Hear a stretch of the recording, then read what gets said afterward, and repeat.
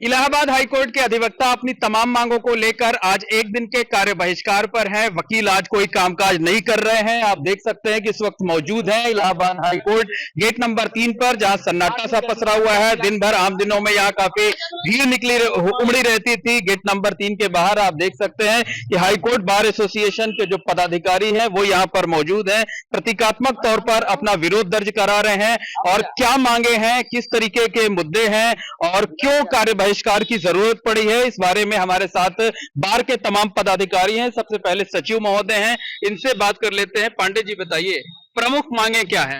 हमारी प्रमुख मांग है कि बार की अस्मिता और न्यायालय की गरिमा, इसको अब हमें बरकरार रखने के लिए चाहे जो भी जिस भी स्तर पर जाना पड़े, हम उस स्तर पर जाने को तैयार हैं।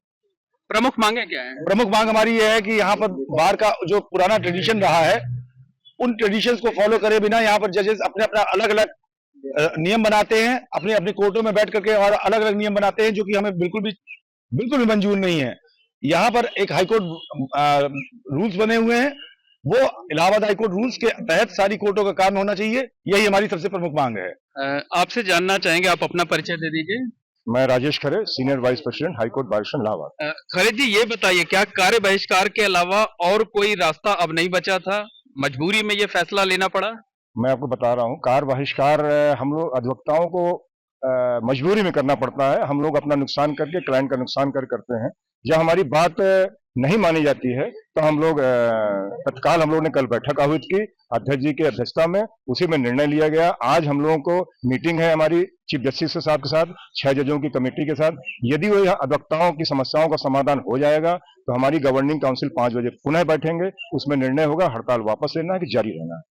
मतलब अभी ये तय नहीं है कि आप लोग आगे हड़ताल कंटिन्यू रखेंगे या कि आज खत्म कर देंगे? ये आज शाम को आज चीफ जस्टिस के साथ हमारे बार के पदाधिकारी, अध्यक्ष महोदय, सचिव महोदय, वरिष्ठ उपाध्यक्ष महोदय, सब लोग मीटिंग में भाग लेंगे। अगर कोई संतोषजनक उत्तर नहीं मिलता है तो हम लोग इस हड़ताल को कंटिन्यू रखेंगे। अगर हमारी मांगे उचित ढंग से मान ली गई, सम्मानित तरीके से मान ली गई, तो हम लोग इस पे विचार करेंगे शाम की मीटिंग में। मैं Akhilesh Kumar Mishra, vice president high court बार। अच्छा ठीक है, हमारे साथ अग्निहोत्री त्रिपाठी जी भी हैं, बार के पदाधिकारी हैं। ये बताइए कि जो समस्याएं आप लोगों की तरफ से बताई गई हैं, उससे अधिवक्ताओं को कितनी दिक्कतों का सामना करना पड़ रहा है? अधिवक्ताओं को सबसे पहले अपने सम्मान पे दिक्कत हो रही है। कोर्ट रूम में शब्दों की मर्यादा को माननीय न्यायालय द्वारा भूला जा रहा है, उनको बेइज्जत किया जा रहा है। इसके खिलाफ सबसे पहली हमारी मांग है कि हमें सम्मान मिले। दूसरा, कोर्टों में केसों का रिवाइज न होना, ये हमारी दूसरी मांग है। तीसरी मांग हमारी ये है कि हाईकोर्ट रूल से इतर होकर के माननीय न्यायालय द्वारा खुद से रूल बनाना, जो कि हाईकोर्ट रूल्स का खुद का वायोलेशन है। चौथी मांग है, हम लोग एक डेटा की मांग करें और डेटा जो प्रोवाइड न किया जाना, ये हम लोग की चौथी मांग है। इन सब मांगों को लेकर के हम लोगों ने ये आंदोलन किया। बिल्कुल, कई मांगे हैं जो आपने गिना दी हैं। सुमित जी, आप बताइए कि इससे सिर्फ वकीलों को ही दिक्कत हो रही है या वादकारियों को भी परेशानियों का सामना करना पड़ रहा है? क्योंकि वकील जो होता है वो वादकारी के हित की लड़ाई लड़ता है। इसमें दोनों को दिक्कत हो रही है, वादकारियों को साथ साथ जो है वकीलों को भी दिक्कत हो रही है। क्योंकि देखिए, अगर एक केस में 4 अभियुक्त हैं, उनकी 3 की बेल हो जा रही है और एक अभियुक्त की बेल नहीं हो रही है, जो कि सुप्रीम कोर्ट का भी डिसीजन है कि अगर इस तरीके की किसी ने बेल दी है तो आप जो है दूसरे लोगों को भी जो है, दूसरे अभियुक्तों को भी बेल देंगे।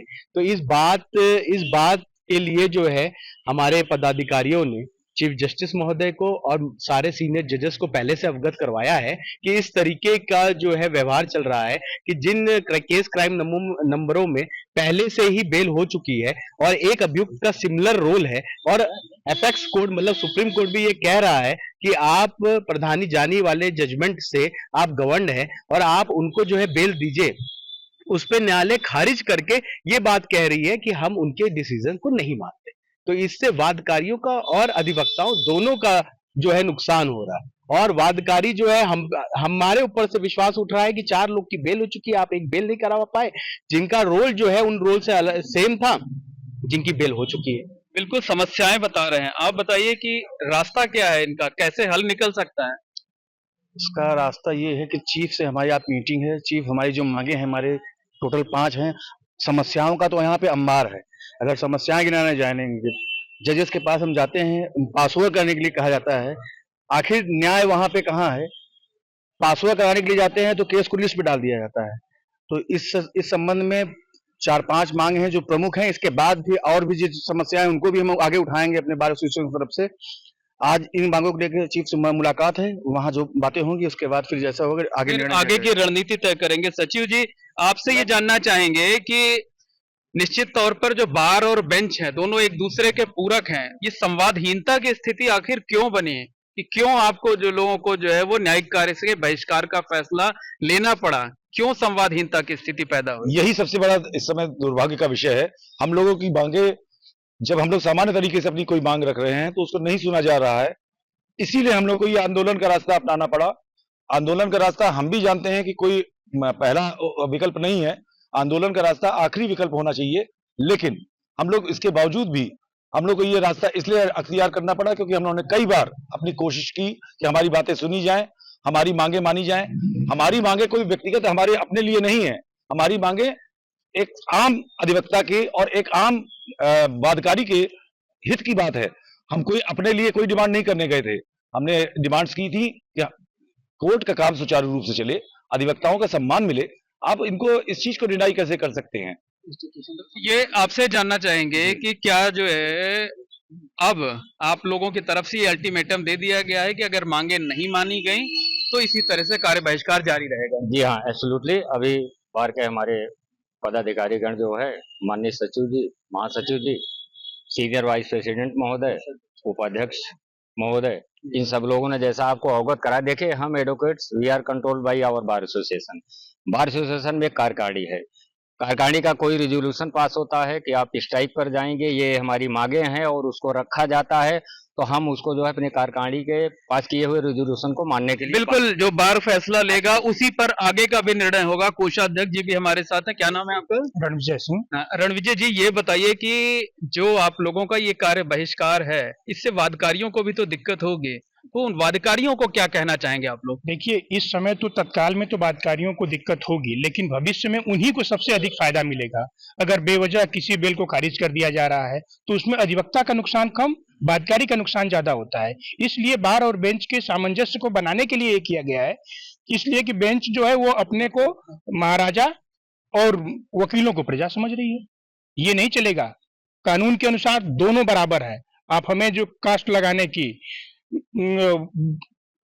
धमकी वगैरह नहीं दे सकते हैं, अपमानित करने लगते हैं, कह देते हैं कि नहीं हम आपका। तब इस बार सीधा अल्टीमेटम है आप लोगों का? हाँ, जब तक हमारी बातें नहीं मानी जाएंगी, दोनों बराबर नहीं माने जाएंगे, जिसकी जितनी हिस्सेदारी है दोनों बराबर के रहेंगे तभी माना जाएगा, अन्यथा स्ट्राइक चलेगी।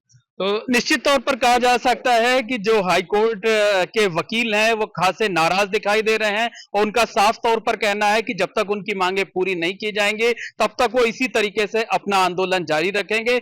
हालांकि आज चीफ जस्टिस और सीनियर जजेस के साथ बार के एक प्रतिनिधि मंडल की बैठक होनी है। अगर इस बैठक में कोई नतीजा निकल आता है तो ठीक, नहीं वकीलों ने साफ कर दिया है कि उनका ये आंदोलन आगे भी जारी रहेगा।